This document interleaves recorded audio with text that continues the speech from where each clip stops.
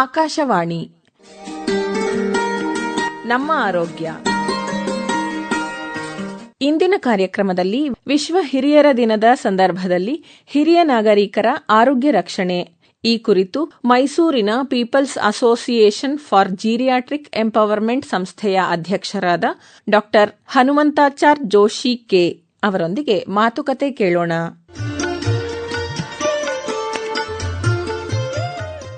ಕೇಳುವರೆ, ಹಿರಿಯ ನಾಗರಿಕರ ಆರೋಗ್ಯ ರಕ್ಷಣೆ ತುಂಬಾ ಸವಾಲಿನ ಕೆಲಸ.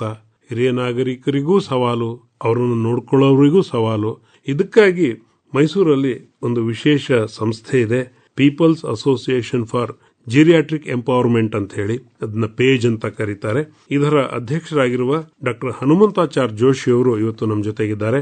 ಡಾಕ್ಟರ್ ಹನುಮಂತಾಚಾರ್ ಜೋಶಿ ಅವರು Alzheimer's and related disorders society of India ಇದರ ರಾಷ್ಟ್ರೀಯ ಕಾರ್ಯದರ್ಶಿಗಳು ಕೂಡ, ಹಾಗೇನೆ ಮೈಸೂರಿನ ಶಾರದಾ ವಿಲಾಸ ಔಷಧ ವಿಜ್ಞಾನ ಕಾಲೇಜಿನ ಪ್ರಾಂಶುಪಾಲರು ಕೂಡ. ಡಾಕ್ಟರ್ ಹನುಮಂತಾಚಾರ್ಯ ಜೋಶಿ ಅವರಿಗೆ ನಮ್ಮ ಕಾರ್ಯಕ್ರಮಕ್ಕೆ ಸ್ವಾಗತ. ಧನ್ಯವಾದಗಳು. ಡಾಕ್ಟರ್ ಜೋಶಿ ಅವರೇ, ಬಹಳಷ್ಟು ಜನಕ್ಕೆ ಹಿರಿಯ ನಾಗರಿಕರನ್ನ ನೋಡ್ಕೊಳ್ಳೋದೊಂದು ಸವಾಲಾದ್ರೆ, ಹಿರಿಯ ನಾಗರಿಕರಿಗೆ ಎಲ್ಲೋ ಒಂದ್ ಕಡೆ ನಾವು ಹೊರೆ ಆಗ್ತಾ ಇದೀವ ಅಂತ ಹೇಳಿ ಮಾನಸಿಕವಾಗಿ ಕುಗ್ಗಿ ಹೋಗ್ತಕ್ಕಂಥ ಸನ್ನಿವೇಶ. ಇವರಿಗೆ ದೈಹಿಕ ಮತ್ತೆ ಮಾನಸಿಕ ಈ ಎರಡು ರೀತಿಯ ಆರೋಗ್ಯವನ್ನು ಕಾಪಾಡಿಕೊಳ್ಳಲಿಕ್ಕೆ ಏನೆಲ್ಲ ಕ್ರಮಗಳನ್ನು ತಗೊಳ್ಬೇಕು, ಹಾಗೆ ನಿಮ್ಮ ಪೇಜ್ ಏನು ಹಿರಿಯ ನಾಗರಿಕರಿಗಾಗಿ ಇರ್ತಕ್ಕಂಥ ಜೀರಿಯಾಟ್ರಿಕ್ ಎಂಪವರ್ಮೆಂಟ್, ಇದರ ಬಗ್ಗೆ ಒಂದಷ್ಟು ಮಾಹಿತಿ ಕೊಡಬಹುದಾ? ಖಂಡಿತ. ವೃದ್ಧಾಪ್ಯ ಅನ್ನೋದು ಪ್ರತಿಯೊಬ್ಬರಿಗೂ ಬರುವಂತದ್ದು. ಹೇಗೆ ಬಾಲ್ಯ ನಂತರ ಯೌವನ ಬರುತ್ತೆ, ಇದು ಹಾಗೆ ಬಂದೇ ಬರುತ್ತೆ. ಏನಂತಂದ್ರೆ ಅದಕ್ಕೆ ಕೆಲವು ಪ್ರಾಬ್ಲಮ್ಸ್ ಗಳನ್ನ ಫೇಸ್ ಮಾಡೋದು ಕಲಿಬೇಕು. ಈಗ ತಾವು ಹೇಳಿದಾಗೆ 3 ಡೊಮೇನ್ಸ್ ನಲ್ಲಿ ನೋಡಬಹುದು. ಒಂದು ಫಿಸಿಕಲ್ ಆಗಿ, ಒಂದು ಮೆಂಟಲ್ ಆಗಿ, ಒಂದು ಸೋಷಿಯಲ್ ಆಗಿ ಕೂಡ ನೋಡ್ಬೇಕಾಗುತ್ತೆ. ಈಗ ಆರೋಗ್ಯ ಅಂತ ವಿಚಾರಕ್ಕೆ ಬಂದಾಗ ಬರೀ ನಮ್ಮ ಫಿಸಿಕಲ್ ಸಮಸ್ಯೆಗಳು ಮಾತ್ರ ಅಲ್ಲ, ಮೆಂಟಲ್ ಮಾತ್ರ, ಸಾಮಾಜಿಕ ಕೂಡ ಬರುತ್ತೆ. ಯಾಕಂದ್ರೆ ಸಮಾಜದ ಪ್ರಭಾವ ತುಂಬಾ ಹೆಚ್ಚಿಗಿರುತ್ತೆ, ಎಸ್ಪೆಷಲಿ ವೃದ್ಧಾಪ್ಯದಲ್ಲಿ. ಈಗ ಹಿರಿಯರನ್ನ ನಾವು ಗೌರವಿಸೋದು ಅದು ನಮ್ಮ ಸಂಸ್ಕೃತಿ. ಅದು ಕ್ರಮೇಣ ಸ್ವಲ್ಪ ಕಡಿಮೆ ಆಗ್ತದೆ ಅನ್ನಬಹುದು, ಬಟ್ ಕಂಪ್ಲೀಟ್ ಆಗಿ ಏನೂ ಹೋಗಿಲ್ಲ ಅದು. ಈಗ ಫಿಸಿಕಲ್ ವಿಚಾರಕ್ಕೆ ಬಂದ ಸುಮಾರು ಸಮಸ್ಯೆಗಳಿದೆ. ಈಗ ಆರ್ಥರೈಟಿಸ್ ಆಗಲಿ, ಹೈಪರ್ ಟೆನ್ಷನ್ ಬರುವಂತದ್ದು, ಡಯಾಬಿಟಿಸ್ ಬರುವಂತದ್ದು, ಇವೆಲ್ಲ ಕಾಮನ್ ಆಗಿ ಬರುವಂತ ಕೆಲವು ಆರೋಗ್ಯದ ಸಮಸ್ಯೆಗಳು.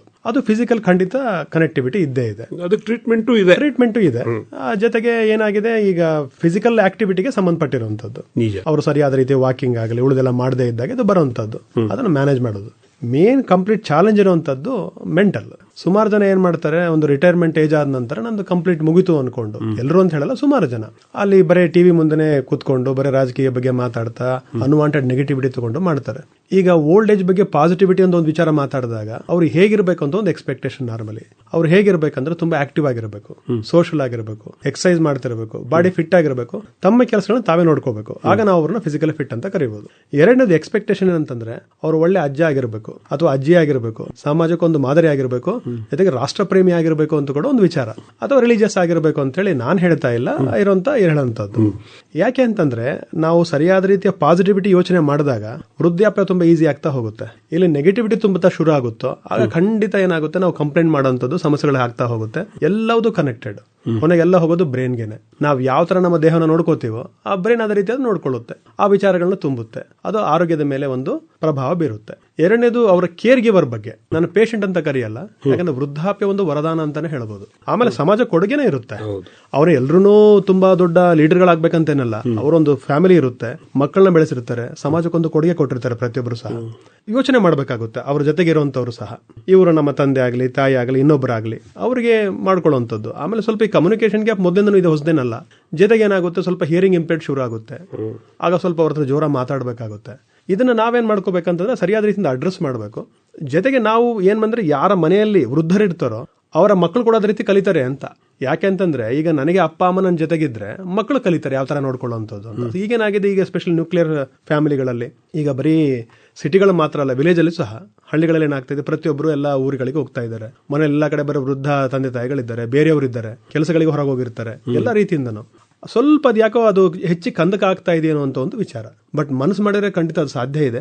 ಅದಕ್ಕೆ ಏನ್ ಮಾಡ್ಬೇಕಂದ್ರೆ, ಪ್ರತಿಯೊಬ್ಬರು ಸಹ ನಾವು ಅದನ್ನೇ ಹೇಳುವಂಥದ್ದು, ಎಸ್ಪೆಷಲಿ ನಾವು ಅಲ್ಝೈಮರ್ಸ್ ಹತ್ರ ಎಲ್ಲ ಬಂದಾಗ ವಾಲಂಟಿಯರ್ ಮಾಡಬೇಕು ಅಂತ. ಅಟ್ಲೀಸ್ಟ್ ಪ್ರತಿಯೊಬ್ಬರು ತಿಂಗಳಿಗೆ ಒಂದ್ಸತಿ ಒಂದು ಓಲ್ಡ್ ಏಜ್ ಹೋಗಿ ಬರುವಂತದ್ದು, ಅವ್ರ ಜೊತೆ ಇಂಟ್ರಾಕ್ಟ್ ಮಾಡುವಂಥದ್ದು. ಜಪಾನಲ್ಲಿ ಇದೆಲ್ಲ ವ್ಯವಸ್ಥೆ ಇದೆ ಅಂತ ಕೇಳಿದ್ದೀನಿ ನಾನು. ಜಪಾನಿನ ಉದಾಹರಣೆಯನ್ನು ತಾವು ಹೇಳಿದ್ರಿ. ಅಲ್ಲಿ ಒಂದು ಒಕಿನಾವಾ ಅಂತ ದ್ವೀಪ ಇದೆ, ಅಲ್ಲಿ 40% ಜನ ವೃದ್ಧರೇ ಇದ್ದಾರೆ, ಅದು 100 ವರ್ಷ ದಾಟಿದವರು. ಅವರ ಲೈಫ್ ಸ್ಟೈಲ್ ಬಗ್ಗೆ ಒಂದು ಅಧ್ಯಯನ ಮಾಡದಂತ ತಂಡ ಏನ್ ಹೇಳ್ತು ಅಂದ್ರೆ ಅವರು ಇಕಿಗಾಯ್ ಅನ್ನೋದನ್ನ ಫಾಲೋ ಮಾಡ್ತಾರೆ. ಏನಿದು ಇಕಿಗಾಯ್ ಅಂತ ಹುಡುಕಿದ್ರೆ ನನ್ನ ಉದ್ದೇಶವನ್ನು ನಾನು ಕಂಡುಕೊಳ್ಳೋದು, ನಾನು ಬದುಕ್ತೀನಿ ಅಂದ್ರೆ ಯಾಕೆ ಬದುಕಬೇಕು ಸಮಾಜಕ್ಕಾಗಿ ಅನ್ನೋ ಒಂದು ಮೆಸೇಜ್ ಒಬ್ರು ಕೊಟ್ರೆ ನನಗೋಸ್ಕರ ನಾನು ಬದುಕ್ತೀನಿ, ಸಂತೋಷವಾಗಿದ್ದೀನಿ, ಅದು ಅವರ ಇಕಿಗಾಯಿ. ಇಲ್ಲಪ್ಪ ನನ್ನ ಮಕ್ಕಳು ಮೊಮ್ಮಕ್ಕಳಿಗೋಸ್ಕರ ನಾನು ಬದುಕ್ತೀನಿ, ಅದು ಅವ್ರ ಇಕಿಗಾಯಿ. ಆದ್ರೆ ಅವರೆಲ್ಲರೂ ಕೊನೆಗೆ ನಾನು ಬದುಕಿರುವವರೆಗೂ ಆರೋಗ್ಯವಾಗಿ ಸಂತೋಷದ ಜೊತೆಗೆ ಆಕ್ಟಿವ್ ಆಗಿರ್ತೀನಿ, ಇನ್ನೊಬ್ರಿಗೆ ಹೊರೆ ಆಗಲ್ಲ, ನನ್ನ ಕೆಲಸ ನಾನು ಮಾಡ್ಕೋತೀನಿ. ನೀವು ಆದರ್ಶ ಯಜಮಾನರು ಹೇಗಿರ್ತಾರೆ ಅಥವಾ ವಯಸ್ಸಾದವರು ಅಂದ್ರಲ್ಲ, ಅದಕ್ಕೆ ಸರಿಯಾಗಿ ವಕೀನಾವಾದ ಇವರಿದ್ದಾರಂತೆ. ಅದೇ ತರ ಬ್ಲೂ ಝೋನ್ಸ್ ಅಂತ ಕರಿತೀವಿ, 5 ದ್ವೀಪಗಳಿದ್ದಾವೆ, ಅದೆಲ್ಲ 100 ವರ್ಷ ದಾಟದವರು ಅವರವರದ್ದೇ ಕ್ಷೇತ್ರದಲ್ಲಿ ಹೆಸರು ಮಾಡಿದ್ದಾರೆ. ಯಾಕಂದ್ರೆ ಈ ಜಿರಿಯಾಟ್ರಿಕ್ ಅಥವಾ ಹಿರಿಯ ನಾಗರಿಕರ ಒಂದು ಸಮಸ್ಯೆ ಎಲ್ಲ ಕಡೆ ಕಾಡಿದ್ರೆ ಇವ್ರಿಗೆ ಕಾಡ್ತಾ ಇಲ್ಲ. ಯಾಕೆಂದ್ರೆ ಇವರು ಅದನ್ನ ಅಡ್ರೆಸ್ ಮಾಡಿದ್ದಾರೆ. ಈ ತರದ ಉದಾಹರಣೆಗಳನ್ನು ಕೊಡೋ ಅಗತ್ಯ ಇದೆ ಅಂತಲ್ವಾ? ಖಂಡಿತ ನೀವು ಹೇಳಿದ ಹಾಗೆ ಇದು ತುಂಬಾ ಸಮಂಜಸ ಕೂಡ. ಬರೀ ಜಪಾನ್ ಮಾತ್ರ ಅಲ್ಲ, ಜಪಾನ್ನಷ್ಟು ನಾವು ಕಂಪೇರ್ ಮಾಡ್ಲಿಕ್ಕೆ ಆಗದೇ ಇದ್ರು ಸಹ ಕರ್ನಾಟಕದಲ್ಲಿ ಹೇಳಿದಾಗ ಒಂದು ಮೈಸೂರು, ಇನ್ನೊಂದು ಶಿವಮೊಗ್ಗ, ಇನ್ನೊಂದು ಬಿಜಾಪುರ, ರಿಟೈರ್ಮೆಂಟ್ ಹೆವನ್ ಅಂತ ಕರೀತಾರೆ. ಜೊತೆಗೆ ಇಲ್ಲಿ 100 ವರ್ಷಗಳಕ್ಕಿಂತ ಹೆಚ್ಚಿರುವಂತರು ಜನ ಇದ್ದಾರೆ ಇಡೀ ಕರ್ನಾಟಕದಲ್ಲಿ ನೋಡ್ಕೊಂಡಾಗ. ಈಗ ಅದೊಂದು ಎಕ್ಸಾಂಪಲ್ ತಗೊಳ್ತಾ, ಇಲ್ಲಿ ಬಂದಿರೋದೇನಂದ್ರೆ ಯೋಚನೆ ಮಾಡುವಂತ ರೀತಿ. ನಾನು ಯಾವ ತರ ಯೋಚನೆ ಮಾಡ್ತೇನೋ ಆ ತರ ಇರ್ತೇನೆ ಅನ್ನೋದು ವಿವೇಕಾನಂದರು ಹೇಳಿದ್ದು. ಖಂಡಿತ. ಅಲ್ಲಿ ಒಂದೇನಾಗಬೇಕಾಗಿದೆ, ವೃದ್ಧರು ಅಂತ ಏನ್ ನಾವೇನ್ ಕರಿತೀವಲ್ಲ, ಅಥವಾ ನಾನು ಹಿರಿಯರ್ ಅಂತ ಕರಿತೇನೆ. ವೃದ್ಧರು ಅಂತ ಅನ್ನೋದಕ್ಕಿಂತ ಹಿರಿಯ ನಾಗರಿಕರು ಅಂತಲೇ ಅವ್ರನ್ನ ನಾವು ಅಡ್ರೆಸ್ ಕರೆಯುವಂತದ್ದು. ಆ ಹಿರಿಯರ್ ಏನಿದಾರಲ್ಲ, ಅವರು ತಮ್ಮ ಯೋಚನಾ ಶಕ್ತಿ ಒಂದು. ಎರಡನೇದು, ಸಮಾಜ ಕೂಡ ಸಪೋರ್ಟ್ ಮಾಡಬೇಕು. ಉದಾಹರಣೆಗೆ ಜಪಾನ್ ಅಂತ ದೇಶಗಳಲ್ಲೆಲ್ಲ ಏನಿದೆ ಅಂತಂದ್ರೆ, ಅಲ್ಲಿ ಬಾಲ್ಯದಿಂದನೇ ಶುರುವಾಗಿರುತ್ತೆ. ಅಲ್ಲಿ ನೆಟ್ವರ್ಕಿಂಗ್ ಆಗ್ಲಿ, ನಂತರ ವಾಲಂಟಿಯರಿಂಗ್ ಮಾಡುವಂತದ್ದು ಅಲ್ಲಿ ಸಂಸ್ಕೃತಿಯಲ್ಲಿ ಬೆಳ್ಕೊಂಡು ಬಂದ್ಬಿಟ್ಟಿದೆ. ಹಾಗಂತೇಳಿ ಭಾರತದಲ್ಲಿ ಇಲ್ಲ ಅಂತಲ್ಲ, ಭಾರತ ಅಪ್ರತಿಮ ಎಲ್ಲಾ ದೇಶಗಳಲ್ಲಿ ಪ್ರಪಂಚಕ್ಕೆ ನೋಡ್ಕೊಂಡ್ರೆ. ಸಮಸ್ಯೆ ಏನಾಗಿದೆ, ನಾವು ಕಂಪ್ಲೀಟ್ ನಿಧಾನಕ್ಕೆ ವೆಸ್ಟರ್ನೈಸ್ ಆಗ್ತಾ ಹೋಗ್ತಾ ಇದೀವಿ, ಇದನ್ನ ಮರಿತಾ ಹೋಗ್ತಾ ಇದೀವಿ. ಏನಾಗಿದೆ, ಮೊಮ್ಮಕ್ಕಳೆಲ್ಲ ಅವರ ತಾತ ಅಜ್ಜಂದ್ರ ಜೊತೆಗೆ ಆಟ ಆಡ್ಲಿಕ್ಕೆ ಆಗ್ತಾ ಇಲ್ಲ, ಮಾತಾಡ್ಲಿಕ್ಕೆ ಆಗ್ತಾ ಇಲ್ಲ. ಒಂದು ಸಮಯದ ಕೊರತೆ ಅಂತ ಮಾತು. ಸಮಯ ಕೊರತೆ ಪ್ರಶ್ನೆ ಬರೋದಿಲ್ಲ, ಹೇಗಾದ್ರೂ ಮಾತಾಡ್ಬೋದು ಮನೆಗೆ ಬಂದಾಗ. ಬಟ್ ಏನಂತಂದ್ರೆ, ಒಂದು ಪಾಸಿಟಿವಿಟಿ ಯೋಚನೆ ಮಾಡೋದ್ರಿಂದ ಖಂಡಿತ ಮಾಡ್ಲಿಕ್ಕೆ ಸಾಧ್ಯ. ನೀವು ಹೇಳಿದ್ರಿ ಈಗ ಎಲ್ಲಿ ಜಪಾನ್ ನಲ್ಲಿ ಅಂತ, ರಾಷ್ಟ್ರ ಪ್ರೇಮ ಅಪ್ರತಿಮ ಅವ್ರದ್ದು, ಜಪಾನ್ ಅವ್ರದ್ದು. ನಮ್ಮಲ್ಲಿ ಇಲ್ಲ ಅಂತೇನಲ್ಲ, ಬಟ್ ಸಮಸ್ಯೆಗಳೇನಾಗ್ತಾ ಇದೆ, ನಾವು ಕಂಪ್ಲೇಂಟ್ ಮಾಡಕ್ ಶುರು ಮಾಡ್ತಾರೆ. ಯಾಕೆ, ಸಮಯ ಜಾಸ್ತಿ ಸಿಗ್ತಾ ಹೋದಾಗ, ಬರೀ ಟಿವಿ ಮುಂದೆ ಕೂತಾಗ ಅಲ್ಲಿ ಬರೋದೆಲ್ಲ ನೆಗೆಟಿವಿಟಿನೇ. ಕೆಲವು ಕಾರ್ಯಕ್ರಮಗಳನ್ನ ಬಿಟ್ರೆ ನಾವು ನೋಡೋದೆಲ್ಲ ನೆಗೆಟಿವ್ನೇ. ಬೆಳಗ್ಗೆಯಿಂದ ಸಂಜೆವರೆಗೂ ಪೇಪರ್ನೆಲ್ಲ ಅದೇ ಬರುತ್ತೆ. ಡಾಕ್ಟರ್ಸ್ ಬಗ್ಗೆ ನೆಗೆಟಿವಿಟಿ ಬರುತ್ತೆ, ಆಮೇಲೆ ಔಷಧ ಬಗ್ಗೆ ನೆಗೆಟಿವಿಟಿ, ಎಲ್ಲಾ ನೆಗೆಟಿವ್ ಇಡೋದು. ಪಾಸಿಟಿವ್ ಬರೋದು ಯಾವಾಗ ಶುರು ಮಾಡ್ತೀವಿ ನಾವು. ಅಲ್ಲ, ಪ್ರಶ್ನೆ ಮಾಡ್ಲಿ, ಒಳ್ಳೆ ಪ್ರಶ್ನೆ ಮಾಡ್ಲಿ. ನೆಗೆಟಿವ್ ಅದು ಬೇಡ, ಇದೇನು ಪಾಸಿಟಿವಿಟಿ ಬರೋದು ಯಾವಾಗ? ಅದು ನೆಗೆಟಿವಿಟಿ ಜಾಸ್ತಿ ಹೋದಾಗ ಏನಾಗುತ್ತೆ, ಇವರು ತಿಳಿಲಾರ್ದೇನೋ ಡಿಪ್ರೆಷನ್ ಹೋಗ್ತಾರೆ. ಆಗ ಅವರಿಗೆ ಅನ್ಸುತ್ತೆ ನಾವು ಹೊರೆ ಆಗ್ತಾ ಇದ್ದೀವೇನೋ ಅಂತ ಅನ್ಸುತ್ತೆ. ಹೊರೆ ಹೇಗಾಗ್ತಾರೆ ನೋಡಿ, ಒಬ್ಬ ಹಿರಿಯರು ಅವರು ಹೊರೆ ಅಲ್ಲ, ಆಸ್ತಿ. ಅವರು ಒಂದು ಫ್ಯಾಮಿಲಿಗೆ ಅವರ ಆಸ್ತಿ. ಯಾರು ಸಹ ನಮಗೆ ಹಿರಿಯರು ಇರಬಾರ್ದು ಅಂತ ಯಾರು ಹೇಳೋದಿಲ್ಲ. ಸುಮಾರು ಸ್ವಲ್ಪ ಆರೋಗ್ಯ ಸಮಸ್ಯೆಗಳ ಬಂದಾಗ ತೊಂದರೆ ಆಗಬಹುದು, ಅದಕ್ಕೆ ನರ್ಸ್ ಇರ್ತಾರೆ, ಬೇರೆ ಫೆಸಿಲಿಟಿ ಎಲ್ಲದೂ ಇರುತ್ತೆ.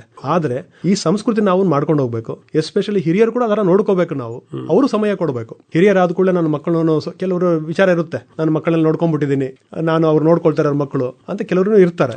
ಇನ್ನು ಕೆಲವರು ಏನಿರ್ತಾರೆ ಅಂತಂದ್ರೆ, ನಂದು ನನ್ನ ಫ್ಯಾಮಿಲಿ. ಈಗ ಫ್ಯಾಮಿಲಿ ಅಂದ್ರೆ ಏನಾಗಿದೆ, ಗಂಡ ಹೆಂಡತಿ ಮಗು ಮಾತ್ರ, ಅಪ್ಪ ಮಾತ್ರಲಿಲ್ಲ. ಸೊ ಇದೆಲ್ಲ ನಾವು ಹೊರಗೆ ಬರಬೇಕಾಗಿದೆ. ನಮ್ಮಲ್ಲಿ ಸಂಸ್ಕೃತಿ ಖಂಡಿತ ಇದೆ, ಬಟ್ ನಾವಿನ್ನು ಸ್ಟ್ರಾಂಗ್ ಆಗಬೇಕಾಗಿದೆ ಅಂತ ನನ್ನ. ನಿಮ್ಮ ಈ people's association for geriatric empowerment ಇದೆಯಲ್ಲ ಪೇಜ್, ಇದು ಯಾಕೆ ಶುರು ಮಾಡಿದ್ರಿ, ಮತ್ತೆ ಇದರ ಚಟುವಟಿಕೆಗಳೇನು, ಇದರಿಂದ ಕೇರ್ ಟೇಕರ್ಸ್ ಅಥವಾ ಕೇರ್ ಗಿವರ್ಸ್ ಏನಿರ್ತಾರೆ ಅವರಿಗೆ ಏನಾದರೂ ಇನ್ಫ್ಲೂಯೆನ್ಸ್ ಆಗತ್ತಾ? ಖಂಡಿತ. ಈಗ ನೇಮೇ ಇದೆ, ಪೀಪಲ್ಸ್ ಅಸೋಸಿಯೇಷನ್ ಜಿರಿಯಾಟ್ರಿಕ್ ಎಂಪವರ್ಮೆಂಟ್ ಅಂತ. ಈಗ ಹಿರಿಯರಿಗೆ ನಾವು ಅವ್ರನ್ನ ಎಂಪವರ್ ಮಾಡುವಂತದ್ದು ಹೇಗೆ ಅಂತಂದ್ರೆ, ಉದಾಹರಣೆಗೆ ಒಂದು ಒಳ್ಳೆ ಕೆಲಸ ಮಾಡ್ತಾ ಇರ್ತಾರೆ, 60 ವರ್ಷಗಳ ನಂತರ ಅವ್ರಿಗೆ ಏನಾಗುತ್ತೆ, ರಿಟೈರ್ಮೆಂಟ್ ಅಂತ ಕೊಡುತ್ತೆ ಸರ್ಕಾರ ಆಗ್ಲಿ ಬೇರೆ ಆಗ್ಲಿ. ಬಟ್ ನಾನು ಕೆಲಸ ಮಾಡಬಹುದು, ನನ್ನ ಕ್ಷಮತೆ ಇದೆ ಅಂತ ಅವ್ರಿಗೆ ಗೊತ್ತಿರುತ್ತೆ. ಆಮೇಲೆ ಅವ್ರಿಗೆ ಅವಕಾಶಗಳು ಸಿಗಬೇಕಲ್ಲ, ಆತರ ಅವಕಾಶಗಳನ್ನ ಮಾಡಿಕೊಡ್ಲಿಕ್ಕೆ ಒಂದು ಪ್ರಯತ್ನ, ಯಾವ್ದೋ ನಮ್ಮ ಪೇಜ್ ಮುಖಾಂತರ ಎಲ್ಲೆಲ್ಲಿ ಸಾಧ್ಯನೋ ಅಂತ. ಯಾರಿಗೆ ಚೆನ್ನಾಗಿ ಕಾಣ್ತಾ ಇರುತ್ತೋ, ಕಿವಿ ಕೇಳ್ತಾ ಇರುತ್ತೋ, ಚೆನ್ನಾಗಿ ಟೈಪ್ ಗೀಪ್ ಎಲ್ಲ ಮಾಡಬಹುದು, ಮಾಡೋಂಥದ್ದು ಹಣಕ್ಕಾಗಿ ಅಂತಲ್ಲ, ಎಂಗೇಜ್ ಆಗಿರ್ಲಿಕ್ಕೆ. ಸೊ ಸರಿ ಹೋಗುತ್ತೆ, ಆಗೆಲ್ಲ ನೆಗೆಟಿವಿಟಿ ಬರೋದೇ ಇಲ್ಲ. ಎರಡನೇದೇನಂತಂದ್ರೆ, ಅವರಿಗೆ ಸೋಷಲೈಸೇಷನ್ ಮಾಡುವಂತದ್ದು, ನಂತರ ಗೆಟ್ ಟುಗೆದರ್ ಮಾಡುವಂತದ್ದು. ಈಗ ಸುಮಾರು ಜನ ಏನಾಗುತ್ತೆ, ಮನೆಗೆ ಅಂಟ್ಕೊಂಡ್ಬಿಟ್ಟಿರ್ತಾರೆ, ಹೊರಗೆ ಬರೋದಿಲ್ಲ. ಹಾಗಾಗಿ ವಾರಕ್ಕೊಂದ್ಸರ್ತಿ ಒಂದ್ ಕಡೆ ಒಂದು ಕಾರ್ಯಕ್ರಮ ಮಾಡುವಂತದ್ದು, ಅದೊಂದು ಡ್ಯಾನ್ಸೇ ಇರಲಿ, ಒಂದು ಶ್ಲೋಕ ಇರಲಿ, ಬೇರೆನೇ ಇರಲಿ, ಎಕ್ಸ್ಚೇಂಜ್ ಮಾಡುವಂತದ್ದು, ಅದನ್ನ ಒಂದು ಕಾರ್ಯಕ್ರಮ ಮಾಡ್ಬೇಕಂತ ಒಂದು ವಿಚಾರ. ಮೂರನೇದು ಸುಮಾರು ಜನಕ್ಕೆ ಏನಾಗುತ್ತೆ ಫೈನಾನ್ಷಿಯಲ್ ಇಶ್ಯೂಸ್ ಇರುತ್ತೆ.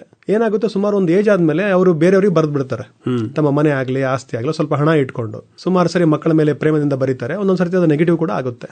ಕೆಲವರಿಗೆ ಗೊತ್ತಿರೋದಿಲ್ಲ, ಎಸ್ಪೆಷಲಿ ನಾನ್ ಪೆನ್ಷನರ್ಸ್ ಏನಿರುತ್ತೆ, ಏನ್ ನನ್ನ ಮನೆ ಇದೆ ಬಟ್ ನಡ್ಸೋದಾಗೆ ಗೊತ್ತಿರಲ್ಲ ಹೇಗೆ ಕಷ್ಟ ಆಗುತ್ತೆ ಅಂತ.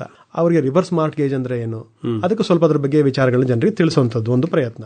ಜೊತೆಗೆ ಏನಂತಂದ್ರೆ ಅವರಿಗೆ ಫೈನಾನ್ಷಿಯಲ್ ಆಗಲಿ, ಆಮೇಲೆ ಅವರಿಗೆ ಡೈರಿ ಮೇಂಟೈನ್ ಮಾಡುವಂಥದ್ದು. ಡೈರಿ ಬಹಳ ಇಂಪಾರ್ಟೆಂಟ್. 50 ವರ್ಷಗಳ ನಂತರ ಪ್ರತಿಯೊಬ್ಬರೊಂದು ಡೈರಿ ಇಟ್ಕೋಬೇಕು, ಅದೆಲ್ಲರಿಗೂ ಗೊತ್ತಿರೋದು. ಬಟ್ ಕೆಲವರು ಫಾಲೋ ಮಾಡೋದಿಲ್ಲ, ಗೊತ್ತಿದ್ದು ಸಹ. ಉದಾಹರಣೆಗೆ ಒಂದು ಫೈನಾನ್ಷಿಯಲ್, ಯಾರಿಗೆ ಹಣ ಕೊಟ್ಟಿದ್ದೀನಿ ಏನಿದೆ ಎಲ್ಲ ಅದೊಂದ್ ಕಡೆ ಬರೆದಿಟ್ಕೊಳ್ಳುವಂಥದ್ದು, ಇನ್ಕ್ಲೂಡಿಂಗ್ ಅಕೌಂಟ್ ನಂಬರ್ಸ್, ನಾಮಿನಿ ಎಲ್ಲದನ್ನು. ಪಾಸ್ವರ್ಡ್ಗಳು ಇರಬೇಕು, ಇಲ್ಲ ಮರ್ತು ಹೋಗುತ್ತೆ. ಅದು ಒಂದು ಯಾವುದೋ ಫೈನಾನ್ಷಿಯಲ್ ಬರೆಯುವಂತ. ಒಂದು ಔಷಧಗಳ ಬಗ್ಗೆ, ನಾನು ಯಾವ ಔಷಧಗಳನ್ನ ತಗೋತಾ ಇದ್ದೇನೆ, ಅದು ಅವಶ್ಯಕತೆ ಬೀಳುತ್ತೆ, ಆ ಪ್ರತಿಯೊಬ್ಬರೂ ಮೇಂಟೈನ್ ಮಾಡಬೇಕು. ನಂತರ ರೆಗ್ಯುಲರ್ ಆಕ್ಟಿವಿಟಿ, ಇವತ್ತೇನೇನು ಮಾಡಿದ್ದೇನೆ, ಜನರಲೈಸ್ ಅಂತಲ್ಲ, ಯಾರನ್ನ ಭೇಟಿ ಮಾಡಿದ್ದೇನೆ ಏನ್ ಮಾಡಿದ್ದೇನೆ ಬರ್ಕೊಳ್ಳುವಂಥದ್ದು. ನಂತರ ಡಾಕ್ಟರ್ಸ್ ಅಪಾಯಿಂಟ್ಮೆಂಟ್ಗಳಂತೂ ಬರ್ಕೊಳ್ಳೋದಿರುತ್ತೆ. ನಂತರ ಕಾನ್ವರ್ಸೇಷನ್ಸ್ ಕೂಡ ಬರ್ಕೋಬಹುದು. ಸ್ವಲ್ಪ ಪ್ರಮುಖವಾಗಿ ಏನಾದ್ರು ಇದ್ರೆ ಬರ್ಕೊಂಡ್ರೆ ಏನಾಗುತ್ತೆ, ಅವರಿಗೆ ಹೆಲ್ಪ್ ಆಗುತ್ತೆ. ಅದನ್ನು ಇನ್ನೊಂದ್ಸರಿ ಚೆರಿಶ್ ಮಾಡಬಹುದು. ಹೌದು. ಜೊತೆಗೆ ನಾನು ಹೇಳಿಲ್ಲ ಅಂತ ತಪ್ಪುತ್ತೆ, ಅವ್ರು ಮಾತಾಡಿಲ್ಲ ಅನ್ನೋದು ತಪ್ಪುತ್ತೆ. ಯಾಕಂದ್ರೆ ಒಂದೊಂದ್ಸರ್ತಿ ಏನಾಗುತ್ತೆ, ಮರವು ಸಮಸ್ಯೆ ಆದಾಗ ಅದು ತೊಂದರೆ ಆಗೋ ಚಾನ್ಸಸ್ ಆಗಬಹುದು. ಸೊ ಇದ್ರ ಜೊತೆಗೆ ಸುಮಾರು ಈ ಹಿರಿಯರಿಗೆ ಬರುವಂತ ಕೆಲವು ರೋಗಗಳು, ಅವ್ರಿಗೆ ಯಾರು ಡಾಕ್ಟರ್ಸ್ ಯಾರಿದ್ದಾರೆ, ಯಾವ ತರ ಮ್ಯಾನೇಜ್ ಮಾಡಬಹುದು, ಜೊತೆಗೆ ಅವರ ಮನೆಯವರಿಗೆ ಕೂಡ ತಿಳಿಸುವಂತದ್ದು. ಅದು ಕೂಡ ನಮ್ದೊಂದು ಗೆಟ್ ಟುಗೆದರ್ ಮಾಡ್ತೇವೆ, ಅದು ಆಲೋಚನೆಗಳಿದೆ, ಜೊತೆಗೆ ಸೇರಿಸಿ ಮಾಡುವಂತ. ಅವ್ರು ಓಪನ್ ಆಗಿ ಬಂದು ಹೇಳಿ ಅಂತ. ಇಷ್ಟು ಪೇಜ್ ನ ಆಕ್ಟಿವಿಟಿ ಅಂದ್ರೆ ಒಬ್ಬ ಹಿರಿಯರನ್ನ ಎಂಪವರ್ ಮಾಡುವಂತದ್ದು ಅಂತ, ಅವ್ರು ನೆಗ್ಲೆಕ್ಟ್ ಮಾಡುವಂತದ್ದು ಅಂತಲ್ಲ. ಹಿರಿಯರ್ ಅಂದ್ರೇನು, ಮನೇಲಿ ಕೂತಿರ್ತಾರೆ, ಪೇಪರ್ ಓದ್ತಿರ್ತಾರೆ, ಟಿವಿ ನೋಡ್ತಿರ್ತಾರೆ ಅಂತ ಆಗಬಾರ್ದು. ಅವರಿಗೆ ಸಮಾಜ ಕೊಡುಗೆ ಇದೆ, ಅವ್ರು ಹೊರಗೆ ಬಂದು ಹೇಳಿ ಅನ್ನೋದು ಪೇಜ್ ನ ಒಂದು ವಿಚಾರ. ಇಷ್ಟೆಲ್ಲ ಮಾಡ್ತಾ ಇದ್ದೀರಿ, ಜನಕ್ಕೆಲ್ಲ ತಲುಪ್ತಾ ಇದೆ, ರೆಸ್ಪಾನ್ಸ್ ಹೇಗಿದೆ? ರೆಸ್ಪಾನ್ಸ್ ಇದೆ. ಎಸ್ಪೆಷಲಿ ಜೀರಿಯಾಟ್ರಿಕ್ ಇಂಡಿವಿಜುವಲ್ಸ್ ಏನಿದಾರಲ್ಲ, ಯಾರಿಗೆ ಆರೋಗ್ಯ ಸಮಸ್ಯೆಗಳಿಲ್ವೋ ಅವ್ರು ಬರ್ತಾರೆ, ಅವ್ರು ಖಂಡಿತ ಬರ್ತಾರೆ, ಇಂಟ್ರಾಕ್ಟ್ ಮಾಡ್ತಾರೆ. ಆಮೇಲೆ ಸುಮಾರು ಜನ ಎಜುಕೇಟೆಡ್ ಇರಬೇಕಂತೇನಿಲ್ಲ, ಸುಮಾರು ಜನ ಬರ್ತಾರೆ, ಮಾತಾಡ್ತಾರೆ. ಅದಕ್ಕೆ ನಾವೇನ್ ಮಾಡಿದ್ವಿ, ಕೆಲವು ಕ್ಲಸ್ಟರ್ಸ್ ಗಳನ್ನ ಮಾಡ್ಕೊಂಡಿದ್ದೇವೆ. ಎಲ್ಲರೂ ಒಂದೇ ಕಡೆ ಕರೆಯುವಂತದ್ದಲ್ಲ, ಕೆಲವು ಏರಿಯಾಗಳಲ್ಲಿ. ಉದಾಹರಣೆಗೆ ಕನ್ಯಕಾ ಪರಮೇಶ್ವರಿ ದೇವಸ್ಥಾನ, ವಾತ್ಸಲ್ಯ ಅಂತಿದೆ. ನಂತರ JSS ಹಾಸ್ಪಿಟಲ್ ಜೀರಿಯಾಟ್ರಿಕ್ ವಿಭಾಗನ ಕರೀತಾರೆ ಅಲ್ಲ, ಅದು ಟ್ರೀಟ್ಮೆಂಟ್ ಬಿಟ್ಟು ಬೇರೆನೂ ಇದೆ, ಬಂದು ಜನರಲ್ ಆಗಿ. ಸೊ ಹಾಗಾಗಿ ಸುಮಾರು ಕ್ಲಬ್ಗಳಿದೆ, ಅಲ್ಲೂ ಮಾಡುವಂತದ್ದು. ಸೊ ಏನಾಗಿದೆ, ಅವರಿಗೆ ಸ್ವಲ್ಪ ಧೈರ್ಯ ಬೇಕಾಗಿದೆ. ಸೊ ಯಾರನ್ನ ಸಂಪರ್ಕಿಸ್ಬೇಕು ನಾವು? ಈ ತರ ಒಂದು ಕೆಪಾಸಿಟಿ ಇದೆ, ನಾವು ಸೇವ್ ಮಾಡಬೇಕು ಅಂತಿದ್ದೇವೆ, ಅಥವಾ ನನಗೊಂದು ಸಮಸ್ಯೆ ಇದೆ, ಸಹಾಯ ಬೇಕಾಗಿದೆ, ಈ ತರದ್ದು. ಅದಕ್ಕೆ ನನ್ನ ನಂಬರ್ ಕೊಡ್ತೇನೆ, ಸಂಪರ್ಕಿಸಬಹುದು. ಅದರಲ್ಲಿ ನಮ್ಮ ಇಮೇಲ್ ಐಡಿನೂ ಇದೆ, ಸಂಪರ್ಕ ಮಾಡಬಹುದು. ಒಂದು ಜಸ್ಟ್ ಒಂದು ಮೆಸೇಜ್ ಹಾಕಿದ್ರೆ ನಾವು ಕಾಂಟ್ಯಾಕ್ಟ್ ಮಾಡಿ ಇದು ಮಾಡಿ ಹೇಳಬಹುದಾ? 9663373701. ಇನ್ನೊಮ್ಮೆ 9663373701. ಓಕೆ. ಈ ಸಂಖ್ಯೆಗೆ ಮೇಲ್ ಬಂದ್ಬಿಟ್ಟು page mysuru@gmail.com. ಇನ್ನೊಮ್ಮೆ ಹೇಳಿ. page mysuru@gmail.com. ಸೊ ಇಲ್ಲಿಗೆ ಮೇಲ್ ಮಾಡಿದ್ರೆ ಆಗುತ್ತೆ. ಸೊ ಮಾಹಿತಿ ಸಿಗುತ್ತೆ, ಬಳಸ್ಕೊಳ್ಬಹುದು ಖಂಡಿತ. ಪೇಜ್ ಸಂಸ್ಥೆ ಇಷ್ಟೆಲ್ಲ ಕೆಲಸ ಮಾಡ್ತಾ ಇದೆ. ನಾಗರಿಕರು ನಾವು ಯಾವ ರೀತಿ ಕಾಂಟ್ರಿಬ್ಯೂಟ್ ಮಾಡಬಹುದು? ಅದು ಹೇಗೆ ಅಂತಂದ್ರೆ, ನಮ್ಮ ವಿಚಾರ ಬಂದು ಹೆಲ್ತಿ ಏಜಿಂಗ್ ಅಂತ. It's a decade of healthy ageing. ಎಲ್ಲರೂ ಸಹ ಆರೋಗ್ಯಪೂರ್ಣವಾಗಿ ಒಂದು ವಯಸ್ಸಾಗುವಂಥದ್ದು. ಆಮೇಲೆ they are think tanks of the country. ಅವರು ಸ್ಟ್ರಾಂಗ್ ಆಗಿದ್ರೆ ಇದು ಚೆನ್ನಾಗಿರುತ್ತೆ. ಖಂಡಿತ. ಆ ಎಲ್ಲಾ ವಿಚಾರಗಳನ್ನ ಅದನ್ನ ಎಕ್ಸ್ಪೆಕ್ಟ್ ಮಾಡ್ತೇವೆ ಅಷ್ಟೇ. ನಾವು ಹಿರಿಯರಿಂದ ಎಕ್ಸ್ಪೆಕ್ಟ್ ಮಾಡುವಂತದ್ದೇನು, ಹೆಲ್ತಿ ಏಜಿಂಗ್ ಇರುವಂತದ್ದು, ಖುಷಿಯಾಗಿರುವಂತದ್ದು, ಮಾರ್ಗದರ್ಶನ ಕೊಡುವಂತದ್ದು, ಸಾಮಾಜಿಕ ಕೊಡುಗೆಗಳು ನೀಡುವಂತದ್ದು, ಅಷ್ಟು ನಾವು ಎಕ್ಸ್ಪೆಕ್ಟ್ ಮಾಡ್ತೇವೆ. ಓಕೆ. ಸೊ ಅವ್ರು ನೋಡ್ಕೊಳ್ಳೋರು, ಅವ್ರದ್ದು ಜವಾಬ್ದಾರಿ ಇದೆ, ಇವರಿಗೆ ಸಪೋರ್ಟ್ ಮಾಡಿ. ಖಂಡಿತ ಇಬ್ರು ನೋಡ್ಕೋಬೇಕು. ಇವ್ರು ನೋಡ್ಕೋಬೇಕು, ಅವ್ರು ನೋಡ್ಕೋಬೇಕು. ಇಬ್ಬರದು ಜವಾಬ್ದಾರಿ ಇದೆ, ಸಾಮಾಜಿಕ ಜವಾಬ್ದಾರಿನೂ ಇದೆ. ಓಕೆ. ಬಹುಶಃ ಇದ್ರ ಬಗ್ಗೆ ಇನ್ನೂ ಹೆಚ್ಚಿನ ಹೇಳ್ಬೋದು ಡಾಕ್ಟರ್ ಜೋಶಿ ಅವರೇ. ಆದರೆ ಇವತ್ತಿನ ಈ ನಮ್ಮ ಆರೋಗ್ಯ ಕಾರ್ಯಕ್ರಮದ ಸಮಯದ ಪರಿಮಿತಿಯಲ್ಲಿ ಹಿರಿಯ ನಾಗರಿಕರ ದೈಹಿಕ ಮತ್ತು ಮಾನಸಿಕ ಆರೋಗ್ಯ ಸಮಸ್ಯೆಗಳು ಇದ್ರೆ ಅವನ್ನು ಹೇಗೆ ಅಡ್ರೆಸ್ ಮಾಡಬೇಕು, ಅವರಿಗೆ ಯಾವ ರೀತಿ ಸ್ಥೈರ್ಯ ತುಂಬಬೇಕು, ನೋಡ್ಕೊಳ್ಳೋದು ಹೇಗೆ, ಈ ಎಲ್ಲ ವಿಚಾರಗಳನ್ನು ತಿಳಿಸ್ಕೊಟ್ಟಿದ್ದೀರಿ. ಪೇಜ್ ಅಂದರೆ people's association for geriatric empowerment, ಇದು ಮೈಸೂರಿನ ವಿಶೇಷ ಸಂಸ್ಥೆ, ಇದರ ಅಧ್ಯಕ್ಷರು ಕೂಡ ತಾವು. ಇದೆಲ್ಲ ಮಾಹಿತಿ ಕೊಟ್ಟಿದ್ದಕ್ಕಾಗಿ ತಮಗೆ ತುಂಬ ಹೃದಯ ಧನ್ಯವಾದಗಳು. ನಮಸ್ಕಾರ. ನಮಸ್ತೆ ಸರ್. ಇದುವರೆಗೆ ವಿಶ್ವ ಹಿರಿಯರ ದಿನದ ಸಂದರ್ಭದಲ್ಲಿ ಹಿರಿಯ ನಾಗರಿಕರ ಆರೋಗ್ಯ ರಕ್ಷಣೆ ಈ ಕುರಿತು ಮೈಸೂರಿನ people's association for geriatric empowerment ಸಂಸ್ಥೆಯ ಅಧ್ಯಕ್ಷರಾದ ಡಾಕ್ಟರ್ ಹನುಮಂತಾಚಾರ್ ಜೋಶಿ ಕೆ ಅವರೊಂದಿಗೆ ಮಾತುಕತೆ ಕೇಳಿದಿರಿ. ಇವರೊಂದಿಗೆ ಭಾಗವಹಿಸಿದ್ದವರು ಬೇದ್ರೆ ಮಂಜುನಾಥ್. ಸಂಕಲನ ತೇಜಸ್ವಿನಿ ಗಿರೀಶ್. ರಾಜ್ಯವ್ಯಾಪಿ ಪ್ರಸಾರವಾದ ಈ ಕಾರ್ಯಕ್ರಮ ಆಕಾಶವಾಣಿ ಮೈಸೂರು ಕೇಂದ್ರದ ಕೊಡುಗೆ.